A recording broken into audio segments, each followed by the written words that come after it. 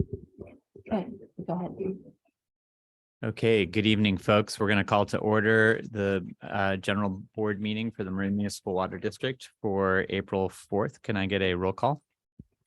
Good evening, Director Matt Sampson, Here. Director Jed Smith, Vice President Ranjiv Kush, Here. Director Larry Russell, and President Monty Schmidt. Present. Okay, can I get a motion to adopt the agenda? So moved. Second.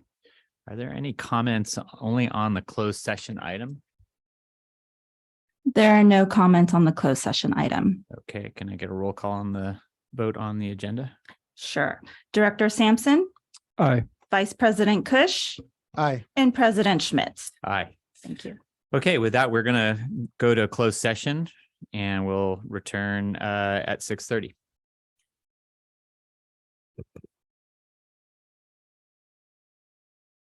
Good evening. We're reconvening the regular board meeting of the Marin Municipal Water District. The closed session convened at 6:24 with no reportable actions. Adjourned. Yes. Okay. And with that, let's see. Do we have comments on the public comments on the rest of the agenda? Yes, we, on the rest of the agenda? Items not on the agenda. Items sorry. not on the agenda. Yes, we have Mr. Phil Sauter, Ed Jamison, then user Peter Anderson, and I believe Pamela Khan. So let me, please remember that you have 3 minutes to leave your comments. And again, Mr. Sauter, if you can please come to the counter or the podium. I apologize. Thank you. You each should have a graphic which I found online that shows our super users are concentrated in a few areas. So the underlying data that I've been looking for on heavy users and zip codes definitely exists. As we seek to understand our customer base, it would make sense for the board to request this data and use it to evaluate target areas for conservation or for a separate localized system for non-potable water. The pink dots on that graphic show those customers who are using more than 400 gallons a day. If we could convince even one of them to cut their usage by 200 gallons a day, either through re-landscaping or through using non-potable water outdoors, we could save 73,000 gallons a year. If we could bring around 1,000 of those good folks, fewer than 2% of our customers, we could save 73 million gallons a year. That's 223 acre feet annually, which would double our current conservation goal. I suggest we work more closely with these folks to see what it would take to reduce their potable water usage outdoors, just as most of the district's customers have already done. I think we need to help them prepare for a day when 40% of our potable water can no longer be wasted on the ground. The second item, I've also spent a few hours with the rate brochure that arrived yesterday. I haven't had a chance to study it in detail, but so far the number that popped out for me was a 42% reduction in the watershed management rate for a typical single family customer. I understand this is a result of converting from a fixed fee to a volumetric rate, but for me, it sent the wrong message. I don't think our average customer would really be looking for reduced spending on our watershed, which is our most important asset, and one which I don't think is any less a fixed cost than a treatment plant asset or a tank asset. It also takes only a quick look at invasive broom now blooming on the watershed to tell us that watershed management is and has been underfunded. Continuing to underfund the district's most valuable asset could lead us backwards to reintroducing herbicides when nearly all of our customers and the county of Marin are backing away as fast as possible. Rate increases on every other asset the district owns while allowing its most important asset, the watershed, to swerve towards a monoculture, I think is a missed opportunity. We have a chance to help improve the watershed by investing an extra $1 million or $2 million with this rate increase, and I think we should take it. Thank you. Thank you. Mr. Ed Jamison, please. Yes, in yesterday's mail, I got the letter on proposed rate increases. This well-crafted letter was another outstanding piece of work by district staff. Thanks. Thank you. User user Peter Anderson, please. Mr. Anderson or Miss Anderson? Sure. Can you hear me? Yes. Okay. I'm not sure if this is the time I should speak, maybe at 6:30, but I'll start. The latest IPCC report of the Intergovernmental Panel of Climate Change on Global Warming, the most comprehensive scientific report to date, states that we must cut greenhouse gas emissions in half in 7 years by 2030. The odds are against us. The rate of temperature rise in the last 50 years is the highest in thousands of years. Concentrations of carbon dioxide are the highest in millions of years. Every year we hear about aquifers being depleted as close to home as the Napa Valley and as far away as China. We hear about great rivers drying up and vast forests consumed by fire. These are the conditions you board members are faced with on a global scale. The world is on fire, and your mandate is to provide drinking water in times like these. To say that you are challenged is an understatement, because powerful interests, Mother Nature, the construction industry, the real estate industry, the tourism industry, and homeowners want more water, not less.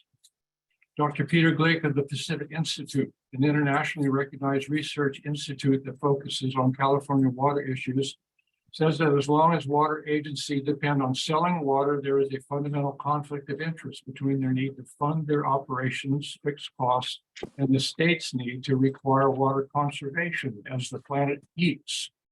He offers solutions. He says we need to be massively expanding wastewater treatment and reuse. We should be shifting the focus to new sources, new supplies that are sustainable, such as treated wastewater and rainwater catchment, and we need to do it to scale. We need alternatives now to hard infrastructure such as desal plants and costly supply lines. We know what the future looks like. Australia's climate is a couple of years ahead of California's, and Australia is cooking. So rainwater catchment is now required by law in several large provinces, and it is being done to scale.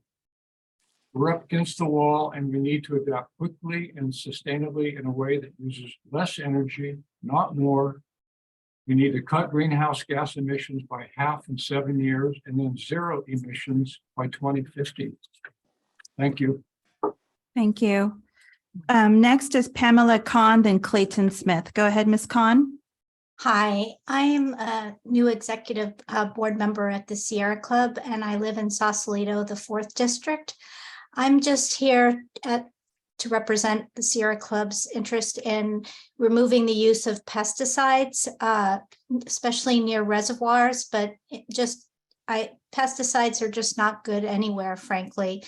And also I am speaking on behalf of those of us who hike in the watershed, some sort of regulation with the use of electric bicycles in that area, and the erosion and the danger they cause. Thank you. Thank you. Mr. Clayton Smith, please. Okay. No, I see you hear me. Yeah, I want to go back once again to this hair shirt mentality that's been developing around the idea that we have this episodic or maybe even nearly permanent shortage of water to look forward to, this drought. Recently, I watched my Apple Weather Channel prognostications of what the weather is going to be and rain coming in the future. And after the last storms, well, what we had was sunny days lying ahead for many days. I looked at it and I said, wow, it looks like we're going to have dry weather coming up for maybe the next 10 days. Then I go and I look out the window, and the chemtrails, the aerosoling is beginning once again. And it's amazing how much of it occurred in the last 4 days. I think every day over the area in Southern Marin where I live, the planes were up there doing their spraying work, painting their X's in the sky. When I got back to my house today, I drove up and I looked up at the sky, and you could see literal layers, almost like a Napoleon style cake, in the sky from the dispersal of all the aerosols up there. And then I came in the house and when I got my app out and I looked at the app, and by God, there we are. It's not going to be dry weather looking ahead. Starting on Friday, we have a 70% chance of rain, 60 on Saturday, 70 on Sunday. So it reinforces every assertion that I've made that we are getting rain bombed, that we have weather that is being manufactured, precipitation that is being manufactured right before our eyes. And I seem to be the only person who's willing to step forward and talk about it. Everyone else is kind of locked in the terror, I think, of admitting that there are people manipulating the world we live in, including the atmosphere, including our weather, and in the longer term, our perception of the climate, which goes back again to this bogus climate emergency stuff that's going on.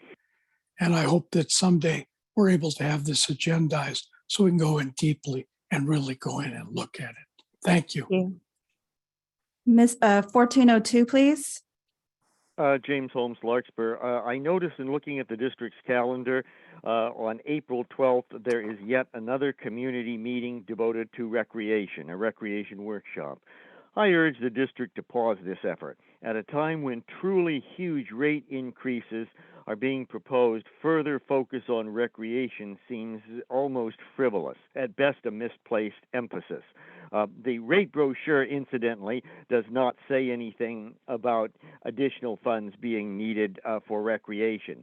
Yet the recreation workshop meetings are overwhelmingly dominated by recreation advocates from across the Bay advocating for increased recreation on district lands, more trails, new types of uses, and similar activities.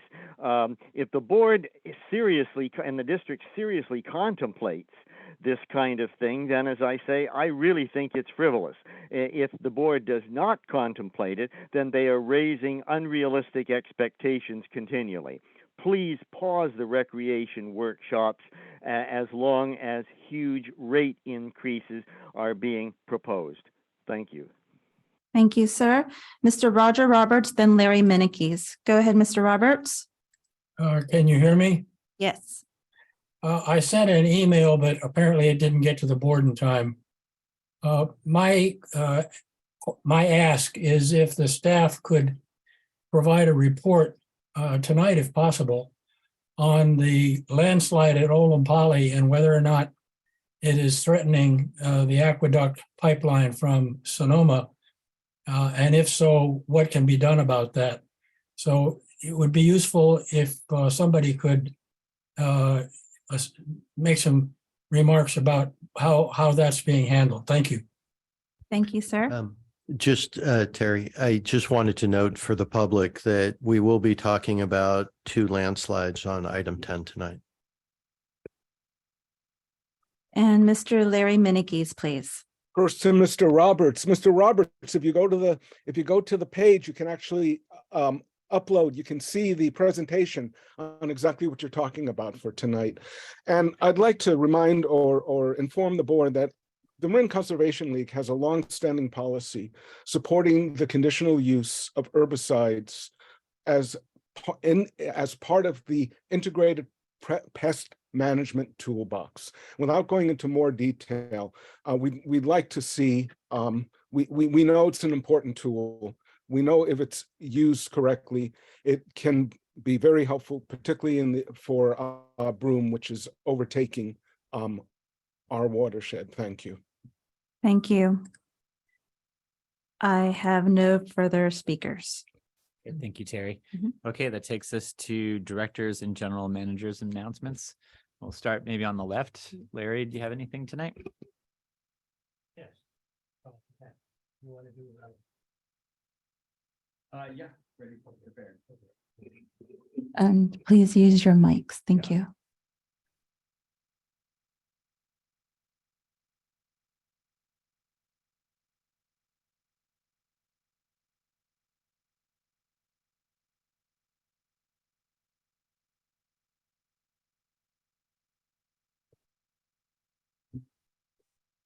So yesterday, April 3rd, we had the WAC meeting up in Santa Rosa, and I was happy to have Paul Sellier by my side, and Larry Russell was also in attendance. Sonoma Water staff provided a summary presentation on the draft FY 2023 Sonoma County Water Agency Water Transmission System budget and voted 6-1, with the city of Santa Rosa and Natalie Rogers voting against moving the budget to the Sonoma Water Board for the director's consideration. As of July 1st, 2023, should the draft budget be adopted, the new cost for Marin Water to purchase water from Sonoma will be $1,455 per acre foot, an increase of approximately $147 per acre foot, or 11.25%. The WAC received a verbal report on the favorable water supply conditions, and indications are that entering the summer, Lake Mendocino and Lake Sonoma will be at the highest ever combined volume at this time of year, whereas a year ago it was actually at the lowest combined volume that it had ever had. Staff provided an update on Potter Valley, and PG&E are not planning to raise the gates at Scott Dam, which would allow additional water to be stored, and FERC, the Federal Energy Regulatory Commission, appear to have indicated that this is outside of their operating license. It was suggested that seismic analysis of the dam indicates that it may not be safe to raise the gates, something for us to follow. Staff provided an update on the Russian River Water Forum, RRWF.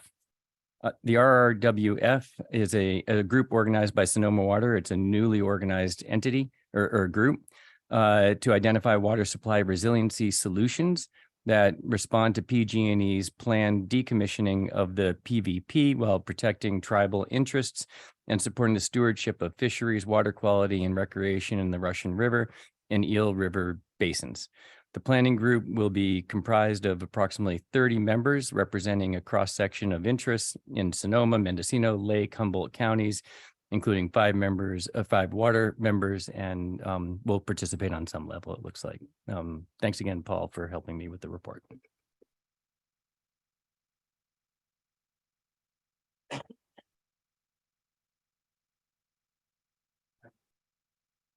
Okay, I'm going to be talking for a while. I'll try to read quicker.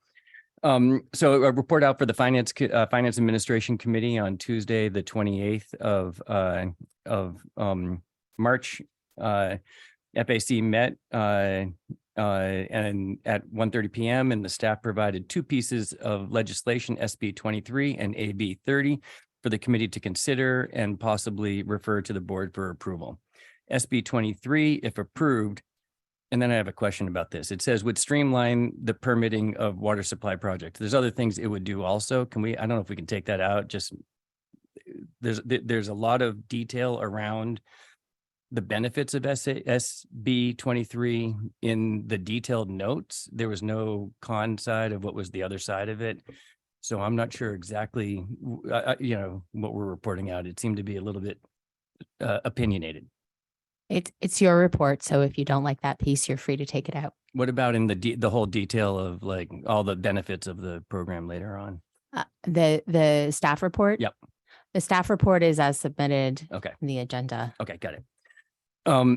AB 30, if approved, would expand the Department of Water Resources Atmospheric Rivers Research, Mitigation, and Climate Forecasting Program, and would include integrating forecast-informed reservoir operations into DWR's water supply operations and flood hazard risk mitigation efforts.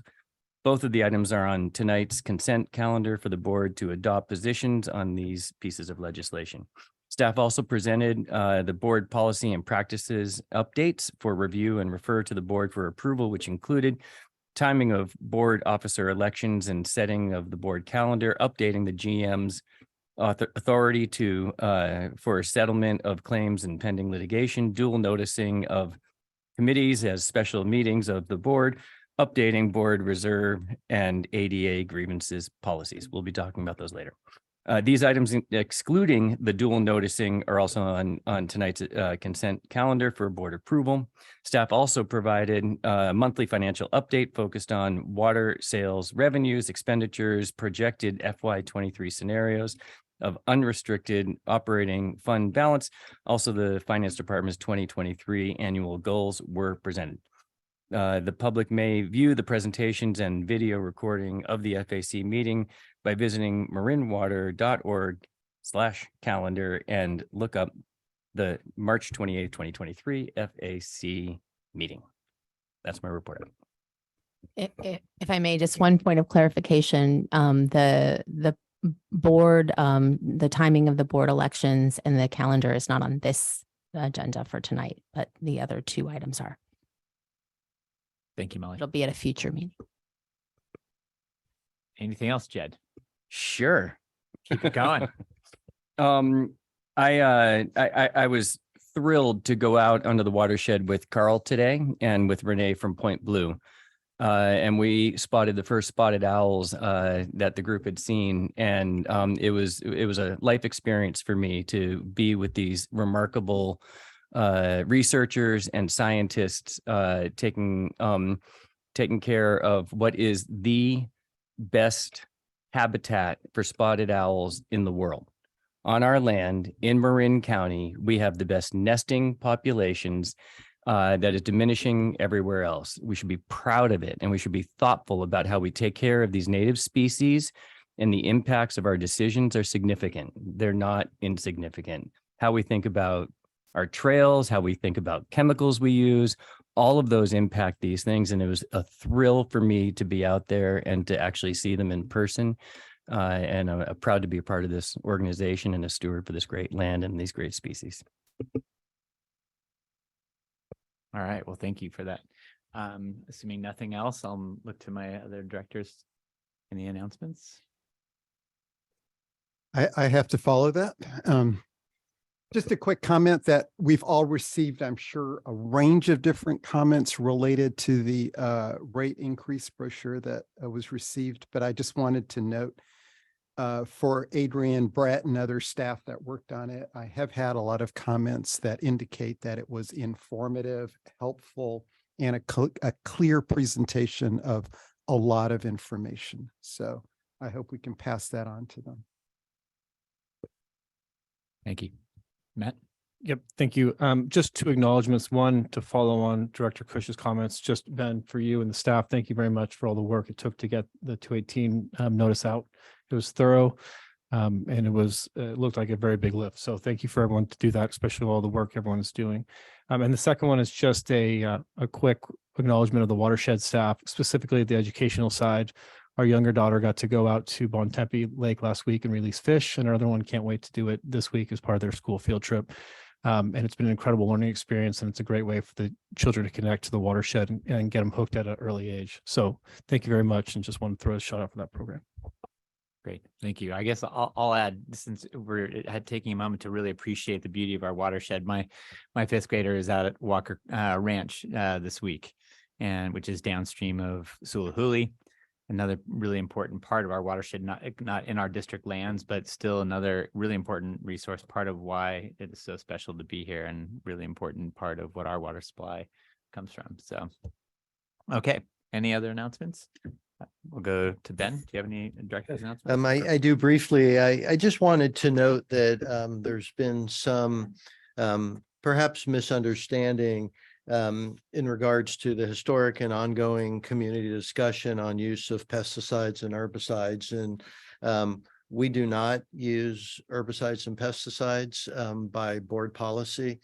And there's no current thinking or actions that I'm aware of to change that in the near future. So I just wanted to let folks know. Also wanted to let the board and the public know that we are planning a budget workshop at the May 2nd meeting, and we're very hopeful. We'd like to know if there's any conflicts with the board. Where the intention of that is to really share with the public details of what they're getting for their money and as part of this rate increase. we will be showing throughout the organization. I did want to clarify from a comment I heard. The watershed is among the areas that we are increasing our investment. In fact, we're increasing, as you'll see, and we've been talking to the board about this, our fuel reduction program, we call it the BIFA, but it's our very important critical fuel reduction is going to be increased by $500,000 to further that effort. And we're also bringing on a ranger aid to increase our staffing level out there. So we're really making investments throughout the organization, as we'll discuss at the workshop, but certainly including the watershed. Thank you. That's all I had. Okay, great. Thank you so much. Okay, that moves us on to our consent calendar. I'd like to make a motion to remove item 4 from the consent calendar to be voted on separately. No, we can just remove it. We don't need a motion. We can Okay. take a separate vote on that item. Fantastic. And I didn't know if there was another comment on one of the items on the consent calendar before. Just to be clear, I recused myself from the vote, discussion, discourse, and conversation around the approval of the West Point Inn lease. And if that wasn't clear in the last meeting, I did not. And so I was out of it, and hopefully we're clear now. So should we remove that also from the item and vote on that one separately? I think what I'm hearing is just a request to modify the minutes to reflect the abstention of Director Smith from item number 6 from the consent from the last meeting. So it's just a modification to the minutes at this point. Okay, We can leave that on the consent vote with the rest of the items aside from number 4. great. Okay, can I get a motion to adopt the consent calendar? Motion to adopt with the removal of number 4. Second. Okay, are there public comments on the consent items? Yes, I do see. I did. Never mind. Go ahead. Okay, then roll call vote. Director Sampson, Aye. Director Smith, Vice President Kush, Aye. Director Russell, Aye. and President Schmidt. Aye. Thank you. Okay, now item number 4, adoption of position on State Senate Bill 23 and Assembly Bill 30. I guess we have just a motion to. Still moved. Yep. A second. Okay. Do we take comments, and we've pulled it off separately? Any comments on item 4? Yes, we do. I have 1402 who would like to comment. And let me pop up this. Go ahead, 1402. Yes, thank you, James Holmes, Larkspur. I wonder why the district would not want to support SB 23 Caballero, which would streamline the permit process rather than just watch it as recommended.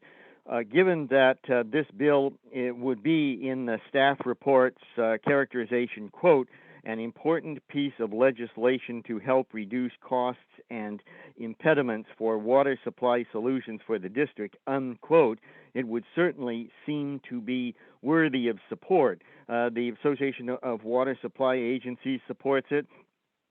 It sets processing deadlines and reduces duplicative planning efforts. So I really think that the board should support this very, very important way of increasing our ability to implement our potential plans for local supply. Thank you. Thank you. I have no further speakers. Okay, can we get a vote? Can I ask a quick question follow-up? The choice we're choosing to take or the stance doesn't prohibit us from changing that in the future, correct? That's correct. Just a question, Ben. I think in the last board meeting we had, you had mentioned that you wanted to do a monthly general manager's report on grants that we were searching for, ones that we weren't searching for, and other items. Is this part of that monthly report, or You'll start at the next one. Yeah, what I said at the, every month we have a general manager report item. Right, a multi-page written report. And what we're going to be doing is adding a table where we're tracking the grants that we're either looking at or that we've applied for or received kind of within some time frame. And we'll be updating that. Okay, so that brings us back to a roll call vote on item number 4. Director Sampson. Aye. Director Smith. Aye. Vice President Kush, Aye. Director Russell, Aye. and President Schmidt. I'll abstain. Okay, that moves us on to item 9 in our calendar. Adoption of resolution awarding a contract number 1994 for furnishing and delivery of welded steel pipe to the West Coast Pipe Linings, Inc. Hi, good evening, directors. I'm Alex and I, engineering manager of the design section. This evening, I'll be presenting this item for authorization to purchase the welded steel pipe and have a couple of slides.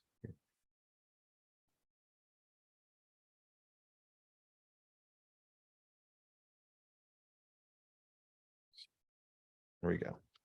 So district staff issued a notice of inviting bids on March 8th for the fabrication and delivery of 17,920 feet of 4, 6, 8, and 12-inch welded steel pipe in anticipation of the Marin City and Canal District Capital Improvement Pipeline Replacement projects.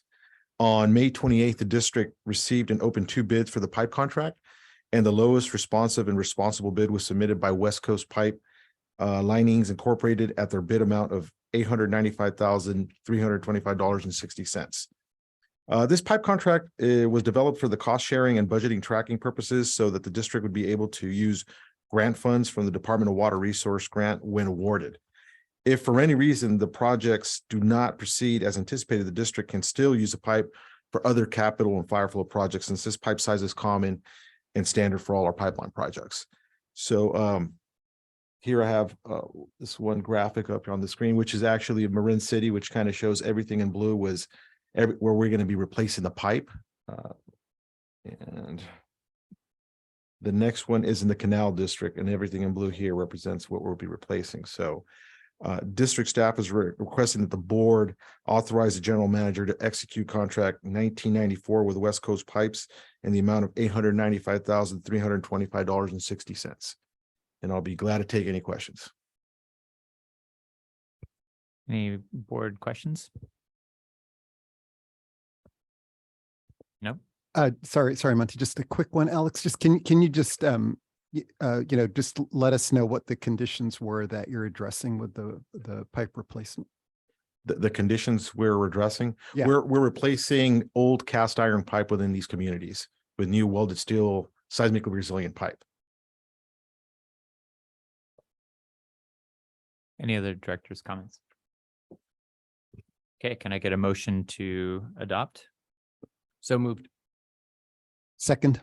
Are there any public comments? There are none. Okay, could I get a roll call vote? Director Sampson. Aye. Director Smith. Aye. Vice President Kush, Aye. Director Russell, Aye. and President Schmidt. Aye. Okay, that brings us on to item number 10, Redwood Boulevard and Loma Alta landslide updates, an informational item. Good evening, directors. Crystal Yesman, Director of Engineering. There's been a very prominent landslide in the news lately, so we're going to give a presentation tonight on that landslide and also a second one that is for us an important landslide to monitor and watch. So let me start my screen share here.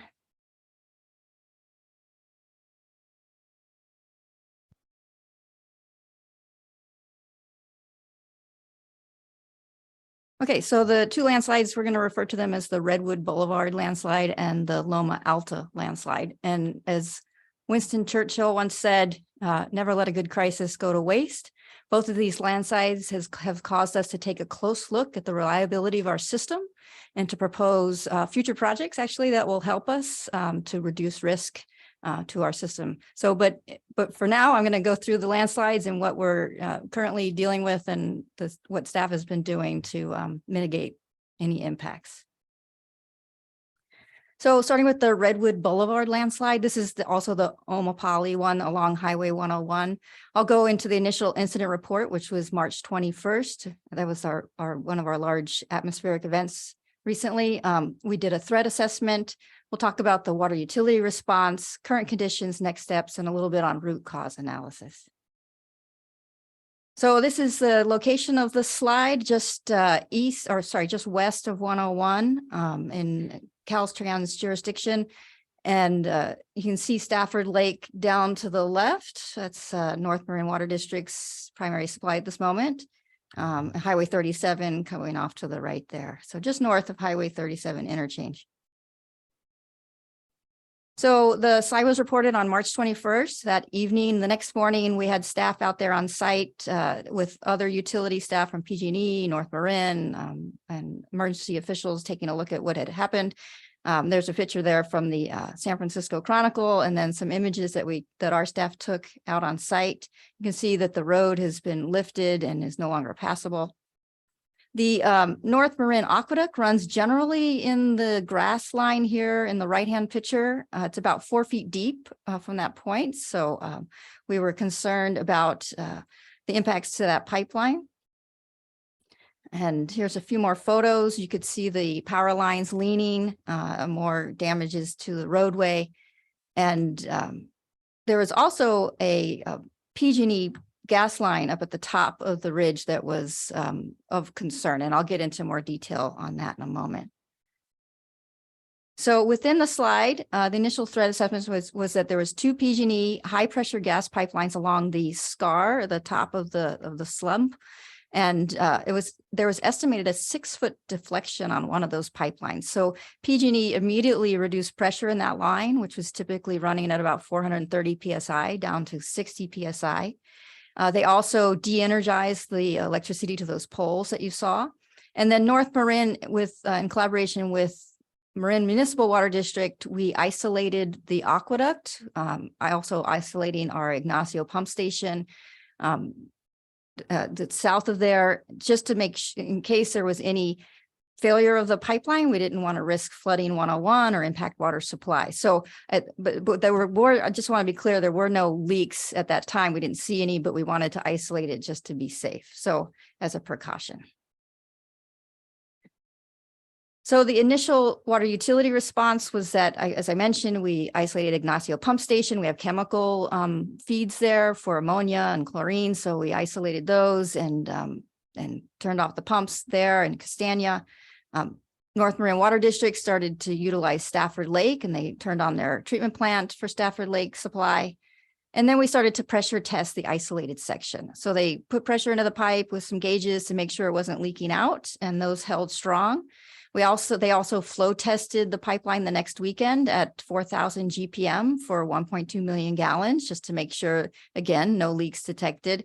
And we also started field visits to identify piping requirements for established interties with North Marin. There's several interties between our distribution systems that we could utilize in the event that they would lose Stafford Lake. We wanted to make sure that we were ready in case they were to call on us for water. We also ramped up, of course, our San Geronimo water treatment plant to increase supply to our service area. So here's some photos. We went out last week and took some drone images. We actually have licensed drone operators here at the Water District. They're FAA licensed. And since the lines were de-energized from the power lines, we could get out there with our drone. And these are some aerial photos here that taken last week. And you can actually see the high pressure PG&E gas line at the top of the pipe of the slide up there. And this is a typical slump slide. It has one big movement and stops, versus different types of geotechnical terms for landslides in slides that move up a creek bed, slowly, such as Niagara Falls. But so this is the photos from the air. Here's another picture of the entire slide area. This line that you see across the slide area is a drainage ditch that was installed in 2015 as part of the roadway construction for the frontage road. You can see the high pressure gas main up at the top of the slide. And then, of course, at the bottom of the slide would be underneath the roadway there would be the North Marin Aqueduct. So next steps, Caltrans estimates that it's going to take months for them to move the material and repair the slide. So North Marin Water District is developing a 30-day and 6-month operational plan. They are scheduling a remote operated vehicle to go into the North Marin Aqueduct to look for any deflection on the pipe and see if it has moved, if any. They're continuing to monitor the pipe pressures and performing flow tests. North Marin does expect to put the North Marin Aqueduct back in service intermittently during the Caltrans construction. So as long as there's no heavy equipment or earth movement that's happening, it's possible for them to put North Marin Aqueduct back in service, given that it's not deflected or leaking. We're also preparing material specifications for potential North Marin Aqueduct bypass. So we're working with North Marin Water District to spec out the piping and the connections for hot tapping and going around the slide area if needed. We're preparing, we have standing meetings with Novato Fire, Novato, North Marin, and ourselves. And then, of course, future meetings with Sonoma County Water Agency discuss how we're going to import the water that we can't import today to meet our minimum take obligations. So just a little bit on root cause analysis. This is a picture of the slide taken from KTVU Sky Ranger when it first happened. And again, you can see the PG&E gas line is up at the top. But I'm not going to get into the technical details, the geotechnical analysis, but I can tell you that in 2015, Redwood Boulevard, the frontage road, was constructed. And there was a lot of earth movement that happened in 2015. They did install drainage at that time. And it's just very indicative of the root cause analysis that this is exactly the same area that then ultimately slid on this recent atmospheric river event. That's a Google Earth image from 2015. Okay, so let's get to the Loma Alta landslide. This landslide was initially reported to us on January 17th. There was an atmospheric river event at that time that actually ended up, that period of time was declared an emergency by the governor and Cal OES and FEMA. So anything that occurred that was damaging during that time period, you could submit to FEMA. Now, we had a number of landslides occur during this initial event in January, but I'm going to go into detail on this one in particular because it does potentially impact water supply.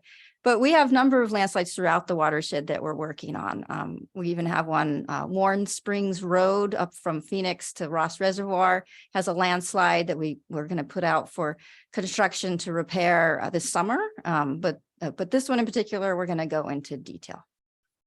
So threat assessment and then changing conditions with that atmospheric event that we had on March 21st, and then our response. So first, let me just talk about the piping schematics here. The slide is indicated in the yellow circle here. This is an approximate location. It's in the Marin County open space, Loma Alta open space. This is the old railroad grade, and then there's another trail that goes off that's called Sunrise Fire Road. It was formerly known as Gunsight Fire Road, but they changed the name. And then along that fire road, the old railroad grade fire road, is a 27-inch pipeline that takes water from the San Geronimo water treatment plant and delivers it to Smith Saddle, and then also at a conjunction with the Fairfax transmission line, delivers water south into the rest of our southern service area, including Pine Mountain Tunnel, Ross Reservoir. So this is a very important intersection for us. And one of the things that we realized with this slide is that if we were to lose flow from San Geronimo water treatment plant, and we've also lost flow from North Marin Aqueduct, we would have to get North Marin Aqueduct back in service. We'd have to ramp up Bon Tempe, but we really need an isolation valve here in this purple circle. There are currently no valves at this intersection. So as I mentioned at the beginning of the presentation, never let a good crisis go to waste. This is certainly a project that we're moving forward on design to install isolation valves at this very important interchange so that in the future, if we lost San Geronimo or if we lost North Marin Aqueduct, we can isolate and do repairs on any piece of pipe that's at this interchange. So let me go into more detail on this slide that's in the yellow. So this was the initial assessment on January, and we sent our drafter, our mark and locate folks out there to mark our pipeline. And at the time, we were not really too concerned about it. Excuse me. Our pipeline is these blue flags. You can see one right here. And there's another one in the picture to the right, just a little bit north. Well away from, it's actually off of the fire road into that embankment that goes up the Sunrise Fire Road. And so it was far enough away from the slide that we weren't too worried about it. We were going to let Marin County Open Space go ahead and, make the repair, tarp it up until the weather dried out. And this is the tarps that were put in by Marin County Open Space following the slide in January. And they did put this on their list for reimbursement from FEMA. And actually, there was a site visit yesterday by FEMA to look at this landslide because they had put it in for the January event. So coordinating with Marin County Open Space, we decided that Marin Water was in our best interest to lead the surveying, geotechnical borings, and the retaining wall design for this landslide repair to ensure that it meets our standards to protect the pipeline, and also there'd be no impacts to the pipeline during construction. And then we would hand the design off to Marin County Open Space for them to bid it for construction, and they would be the lead agency under CEQA. So on March 21st, the same night that the landslide moved in Omo-Pali, we also had changing conditions occur up at the Loma Alta landslide. So that night, we got reports, the next morning we got reports from Marin County Open Space that the landslide had fractured inboard of the initial landslide. So you can see the crack and fracturing here and somebody walking along. So Marin County Open Space went out and installed additional tarping to protect the landslide and the further extent of landslide. So at this point, we're starting to think, okay, we need to expedite the work. We need to start monitoring to make sure it's not impacting our pipeline. So here's an aerial photo, again, taken from our drone footage from our staff. We went out there that week and installed monument points along the top of the landslide to monitor for any movement. And we also determined, originally we reported that this was a 27-inch welded steel. It turns out that we pulled the as-builts because now we're starting to think about a bypass and, couplings to do a bypass if necessary. And we pulled the as-builts and we found that it was actually concrete cylinder pipe. So, which is more concerning because concrete cylinder pipe, when it fails catastrophically. It blows out. It's not like a welded steel, which will get just a crack. So certainly we want to be ready in case anything happens to this pipe. So I'll tell you what we're doing now to prepare in case there is any compromising of the pipeline. We also took a look at the culvert that's to the left. It's running fine. We don't think that it would in any way contributed to the landslide, which is more to the right of this red line. And actually, we think that the culvert itself is a piece of the stick of pipe from the 27-inch installation. So we went out there, it's a concrete cylinder culvert. So for when the road was installed. And so moving forward, our response to the changing conditions is that we, of course, installed those monuments. Here's a photo of some of the monuments that we installed to monitor for any movements. We did submit, because of this, a request for public assistance with FEMA, because at this point, if it does turn into an emergency contract where we have to get out there and work quickly, we want to have it on the books with FEMA. And so we dispatched our leak detection teams for audio leak monitoring. We then called Marin County Open Space and coordinated with them, stating that, if there was something to happen to the pipe, that we would jump in and declare an emergency and take control and lead the construction, any kind of emergency contracting. We pulled the as-builts and we began design for potential bypass and installation of isolation valves at that location that I mentioned. We could confirm that we have a 24-inch isolation valve in stock that we had purchased for the upcoming Manuel T. Freitas Parkway project. And so if we need to, we can quickly install an isolation valve. And we have welded steel pipe in stock actually as well, because we ordered it for the upcoming Alto Downline project, which will be coming to you later this year for award. That's a transmission main into Mill Valley. Anyway, so We also are starting to order additional materials, including valve couplings, reducer couplings, and we want to order a couple more of those 24-inch valves so we can have 3 valves at that location if needed in the future. We did consult with our in-house welder, and we have the materials needed to do 45-degree bends, and we have a couple in stock, and we can cut a 190 that we have to make a 45 if needed. So we have everything we need to do a bypass if it's required. So we're ready to go on that, but the reducing coupling is one piece, so that we still have to make sure we get. Okay, moving forward, next steps. So just yesterday, since it's now dried out, we pulled the tarps on the Loma Alta landslide, and we have our on-call surveying company out there right now starting the survey in order to do the design for the retaining wall that's going to be needed to bolster this area. And there's a photo of the fracture. It certainly has even moved further, so you can see it there. And this was from yesterday. So next steps, we removed the tarps, as I mentioned. This presentation was made last week. So we have a boring rig scheduled with Miller Pacific coming out on Thursday and Friday to start doing borings for the geotechnical design. We expedited and executed the contract with them for the design. We've actually been assigned a FEMA program delivery manager, and we met with that person today on an exploratory call just to get, the record of what's happened and where we are with the project. We plan operations plans on excavating the pipeline well away from the landslide, just to confirm the outer diameter of the pipe so that we'll know that our reducing couplings will fit. And then again, of course, moving forward with the projects, to install isolation valves at some point in the future, 3 valves, and ordering the materials for that. So, okay, so with that, that's the end of the presentation. I'll go ahead and stop it and see if you have any questions. Board questions? Comments? Yeah, it's interesting. Where are you going to put the bypass? We would put it above the, of course, above the slide. Right, but And it would be temporary. I mean, we would come back later and do a full buried bypass. I see. Yeah.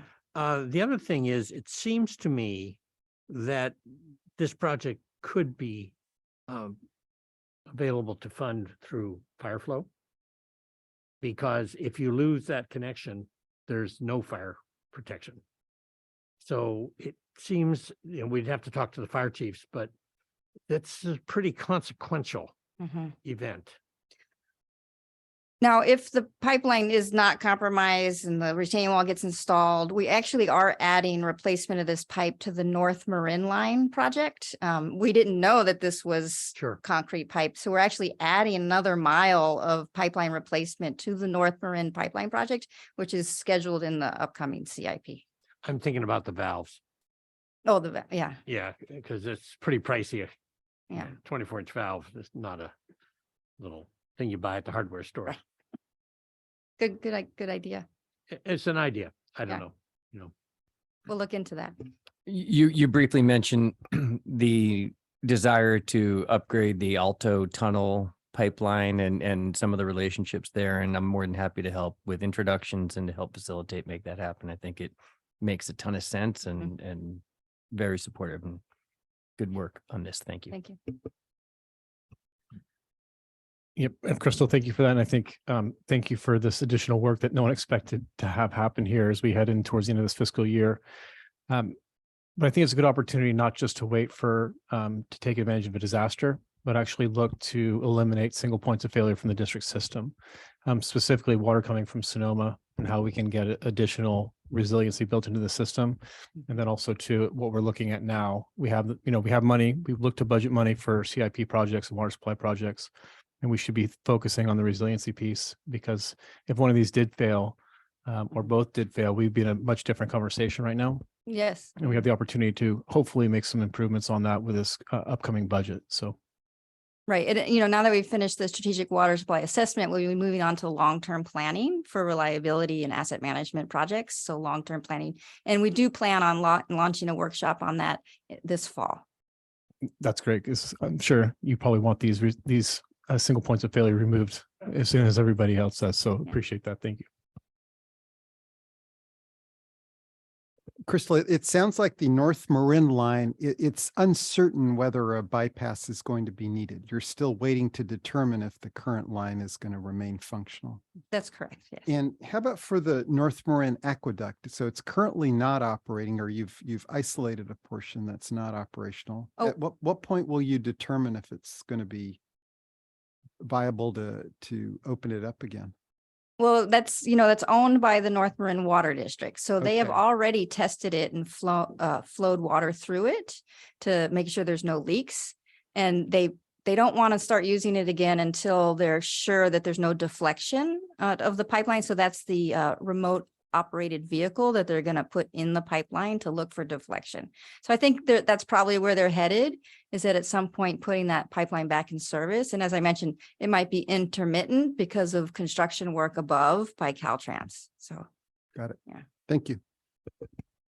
This is great, Crystal. Thank you for presenting this to us. I think it's a great reminder of how much our district, because of all the wildlands that we do have, that they act wildly and they slide, they slump, they provide habitat. And it's just part of the challenge of having a district. And it's really fortuitous that we had all the materials on site or that we have in possession to be able to do an emergency repair if we needed to. I don't know if that's something that just as a matter of principle, that we do have certain replacement parts that were we to have some sort of very consequential break, that we've got some things on hand to be able to address these kinds of things, because the tolerance of our water system going down is pretty much nothing. So it's great that we've got that. I want to also touch on, I know it's not really part of this agenda, but we're talking about the impact that this has to our ability to take water from Sonoma. And maybe at a subsequent board meeting, we could have a discussion about how that's playing out in the context of our very wet winter that we've had, and how we're managing for that. Yeah, President Schmidt, we will bring it back at our next meeting, I think, under water supply, and talk about it. We have engaged Sonoma just initially that we want to have discussions with them, and they appeared receptive to that. And we'll be able to give some indications. What we don't know yet is when North Marin is going to turn on the pipe and how limited the operation may be. We're close to about 3,000 acre feet that we've taken out of our 5,200 that we have as a take or pay. So it is an important conversation to have with them and understand what we possibly can do. Great, thank you. Any other board comments? Okay. All right, moving on. Do we have public comments? There are none. Okay, thank you. Okay, moving on to item 11. This is an approval item, resolution for grant funding through federal Water Smart program.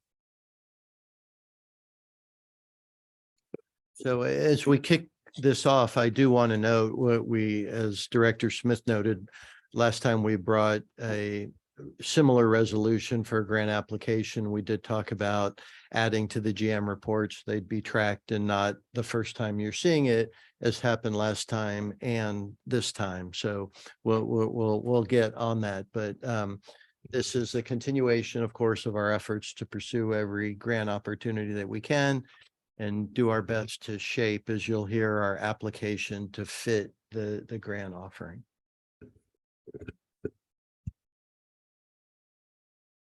Good evening, board members. Matt Seges, the district's grant and legislative coordinator. On March 28th, the district submitted a grant application to the U.S. Bureau of Reclamation's Water Smart Environmental Water Resources Projects for FY23 solicitation. In this current solicitation, the USBR is seeking to fund projects which can both augment current water supplies and also demonstrate environmental merit or benefit. The district's projects as submitted has three succinct goals: to model and evaluate flows downstream of our dams at Kent Lake, Sulili Reservoir, and Nicosia Reservoir, to perform geotechnical studies on the three subject dams, and to expand the district's ability to monitor fish throughout the Lagunitas Creek watershed. If awarded, Funds will be used to understand benefits and effects of increasing storage at Kent, Nicasio, or Sulahui Reservoir through performing field investigations to collect additional data sets to help validate models, to update hydraulic models of the dams and stream flows to simulate both increased impoundment and potential changes to stream flows, and to perform geotechnical investigations and engineering pre-design work to understand constructability of any reservoir modifications. The application is also requesting funding to expand the district's current network of passive integrated transponder or PIT antenna stations, which continuously track fish throughout our watershed and provide critical insights on population bottlenecks and habitat use. Under the terms of this solicitation, the district has requested $662,000 and is offering a match of $729,125 in staff time and capital budget for a total anticipated project cost of $1,391,125. At this time, there is no fiscal impact as this proposal is only requesting an award. If the award is subsequently offered by USBR, staff will bring it to the board for full consideration of acceptance and any related fiscal impacts. The WaterSmart program does require an authorizing board resolution for grant application. So tonight, staff is requesting that the board approve a resolution authorizing and directing the general manager to sign and file for and on behalf of the district an application for a grant from the United States Bureau of Reclamation in the amount of $662,000 for the Marine Water Storage and Stream Enhancement Project, and to execute a cooperative agreement with the United States Bureau of Reclamation. Thank you. Matt, when would be approximately the timing that we'd be informed, were we successful, that we'd bring back the potential award for further discussion with the board? I believe USBR was estimating late fall awards would be announced. Thank you. Okay, board comments?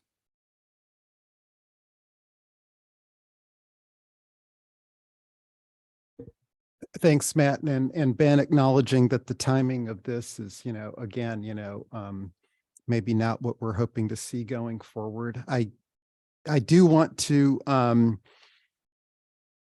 back to the discussion that we had, I believe it was on the 21st, about creating a more holistic view of how the funding flows are going to be directed to the different elements of our integrated roadmap, so that we just, we all have a sense of how we're establishing priorities for the different activities, understanding that we also have to be opportunistic when things like this do come up, but we have that overall sense of planning to make sure that no element of importance is being left off the table.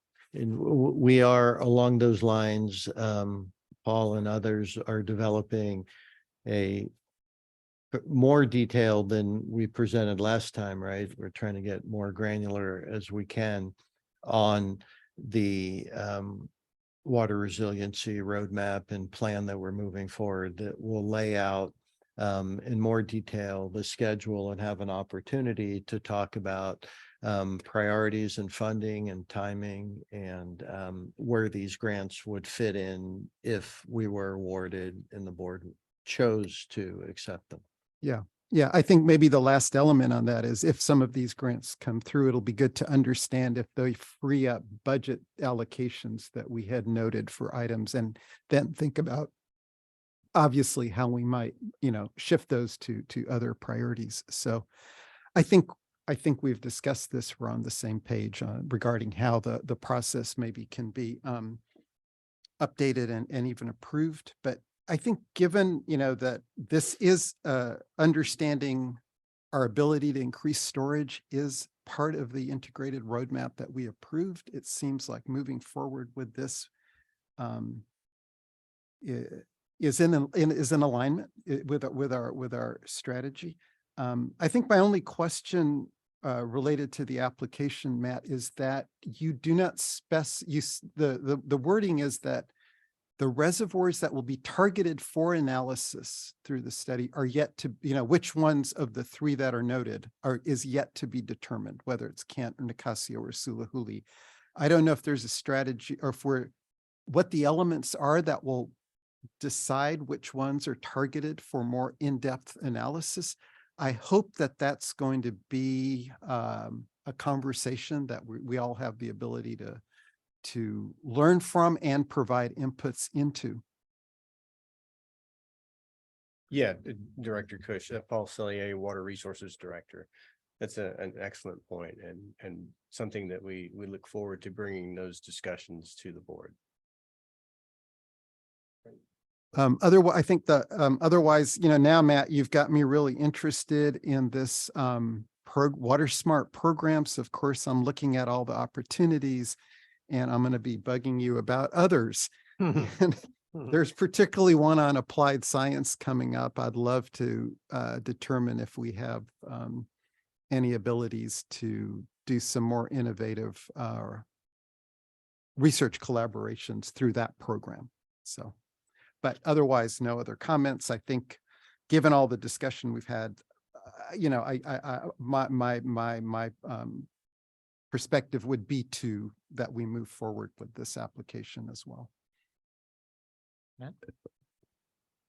Matt, thanks again for this. I know it's not always easy to be able to line up a grant opportunity with something that we're doing. And I think this one lines up incredibly well. So thank you for your efforts to make this happen.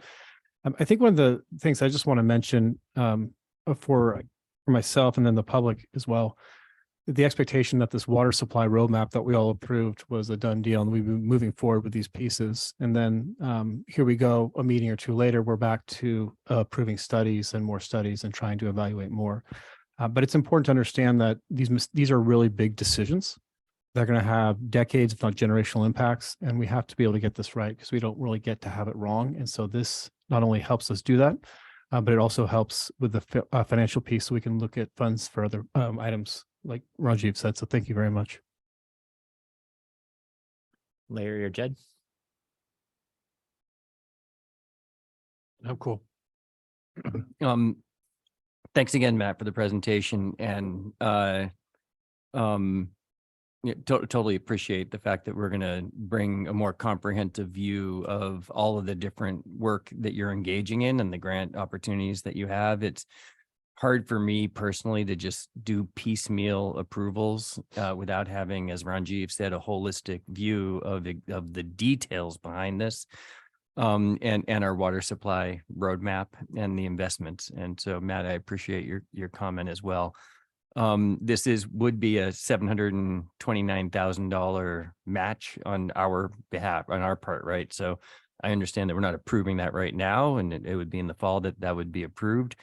But that's a huge investment. That's more than the entire water supply roadmap study that Jacobs just did. So this is not insignificant, right? And all the more, it would be great, Paul, to come back. I thought it was going to be at this meeting, but it'd be great to come back with a real detailed roadmap of our expenses that we should expect in the coming 6 and 12 months, 18 months, around all of these studies that we are going through and making sure that we really are able to participate in the thought process and decision-making about when and where we'll be spending that money. I think you've shown us some. In the last board meeting, you got into more detail, and I totally appreciate the detail that you got into. However, we didn't really have the time to study it, right? We got it just a few hours before the board meeting. And so we had some comments, but now we've all read it, but we're not talking about it here. So now it's going to be another 2 weeks before we talk about it. So we approved the roadmap, as you said, Matt, a month ago, and asking for more details. We got some more details. So it'd be like 6 weeks before we're able to really kind of dig into another level further. So I'd love to see that. So understanding that this is just going to be an approval to go after the award, go for it. I hope we get it. And then I hope by the time we have to approve the significant funding that we'll have a more comprehensive view. Yeah, I would just mention, Director Smith, that on the Jacobs study, for example, we do have a grant award from DWR for just about $2 million. And so the Jacobs study costs will be allocated to that. So a benefit of having that grant directly for us. But yeah, thanks for your comments. Great. I'll just simply say, overarchingly, thank you for going after grant funding. That's money that comes in that doesn't cost our communities, the people that we serve. So it's great. I go for it. We do the commitment that we would need to make in the fall is a big one, and one that I think that we do, as all the directors I think have mentioned. We need to know more before we're I think going to be ready to make that level of next commitment.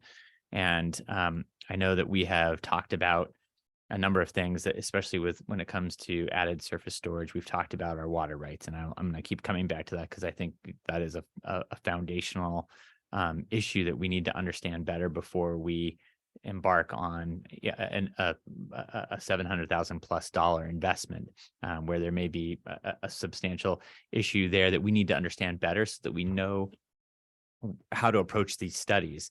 And so I think that there's, I would love to see at some point, before the fall, I think understanding our water rights issues, we need to know that better.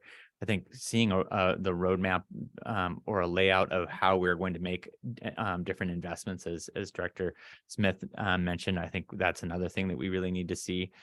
I think when it comes to the stream flow and fisheries studies, I would love to see that the Lagunitas TAC have a chance to give thought and input on how we would approach those studies, because we want to make sure that it obviously addresses what I think we would need to know, what the water board might need to know if they're looking at our water rights. And I think also you're talking about the Lagunitas TAC as a group that really cares about and is always looking to understand better our ecosystems that we support with our stream flow. So let's make sure that is put together in a way that we're getting a maximum benefit. I also just want to say, this is really, as much as we adopted a roadmap and that it looks like we're doing further studies, this is implementing the roadmap. We're not just going out there and investing millions of dollars without understanding better. It is going to be a sequential step for a lot of different projects where we do need to understand the next level. So I'm impressed that we are actually still pushing ourselves quite fast to move these projects along, but that's the kind of urgency that we understood when I think we came into the roadmap process, and it's what we've committed to do. So I appreciate the urgency that these things are coming up with, and we I think are really eager to be right there understanding these decisions so that we can support making good ones into the future. Okay, this is an approval item.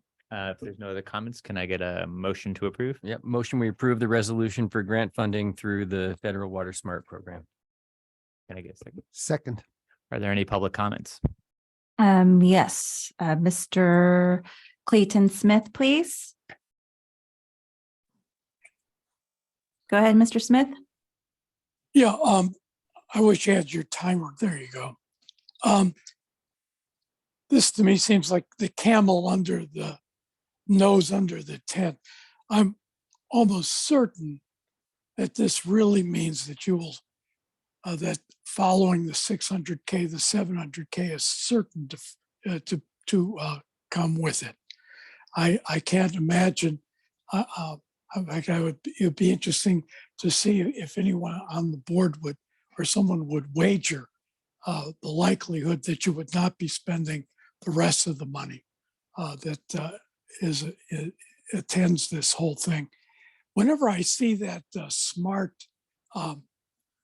an acronym, which of course, as I said before, is surveil, monitor, assess, record, and report, and track. That's what SMART really means. It begs my curiosity what it is that the feds are getting in exchange for this. What are they going to do with the information I'm sure you're going to have to share with them?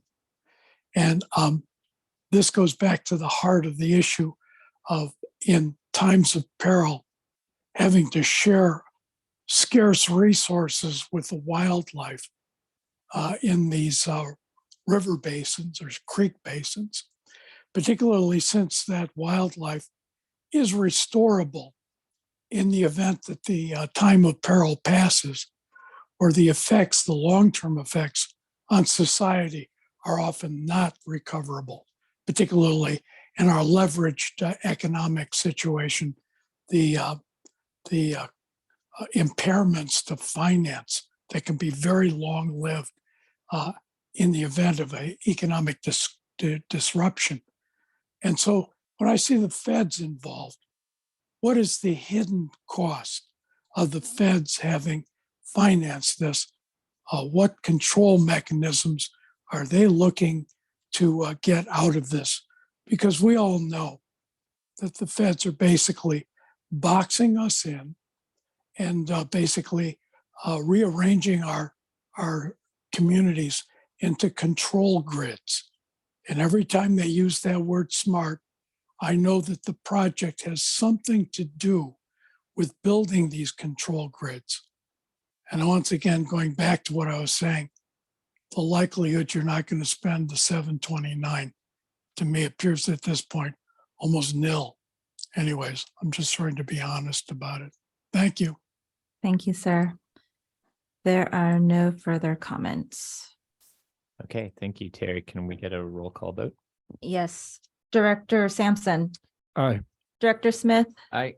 Vice President Kush, Aye. Director Russell, Aye. and President Schmidt. Aye. Okay, that takes us on to future meeting schedule and agenda items. Good evening. Excuse me. So upcoming meetings for our Board of Directors. The next one is April 18th, Tuesday at 6:30 p.m. Then Friday, April 21st is the Operations Committee meeting at 9:30 a.m. Then at the end of this month, April 27th, the Finance and Administration Committee meetings at 9:30 a.m. Upcoming external meeting is the North Bay Watershed Association meeting, which is this Friday, April 7th at 9:30 a.m. and it will be held at the Novato Sanitary District. I have no further to report. And I just wanted to, one more time, May 2nd, the budget workshop, we really are hopeful we get, full attendance, because that is a really critical meeting and we need to get through that certainly before the rate hearing. So, thank you. Okay, with that, we are adjourned. Oh, One public comment. on the future meetings. Sure. Okay, go ahead, Mr. Sorry. Sauter. Go ahead. I just wanted to let anybody who is not aware know, I believe this Saturday, there's going to be a broom pull at Bald Hill near Deer Park. And for those directors who haven't got on the business end of a weed wrench, it's a good time to understand, I think, what's really involved in getting broom out with manual labor. And they're fun events. I think that the comment on herbicides, which is an easier way to get broom out, but it leaves a fire hazard behind and unknown toxins in the watershed, although some people don't think there are. It'll give you an idea of what's involved in actual labor to get it out. And I think it'd be a good fun event if anybody's free to do that. But the herbicide comment, I understand, came up at a workshop on a watershed board meeting a few weeks ago that I didn't attend, but another person that I know did attend. And I think that's where the comment on herbicides came up and someone thought it might be rearing its ugly head. So hopefully that was just a flash that won't go off again. So thank you. And if anybody can make it on Saturday, I think it might rain, but if it doesn't, it's kind of a fun event and hang out on a beautiful watershed. Thanks. Thanks, Phil. Sorry, can I ask Mr. Sutter a question? Who's organizing the broom pull and what time? I just heard about it. I heard there's an MMWD broom pull at 9 o'clock to 1 o'clock. There was one a few weeks ago, co-sponsored with Marin Stables. So I just heard about it. I put it on my calendar. I've been on to Bald Hill before to do a poll. It was about 3 years ago. So I'm hoping I'm not misinformed. I'm going to show up with a weed wrench and we'll see who else is there. Yeah, it is scheduled. It's part of our, active volunteer program, and we typically get a good turnout. And I agree with Phil. It'd be great if anyone's interested and available. Yeah. Okay, with that, we are adjourned.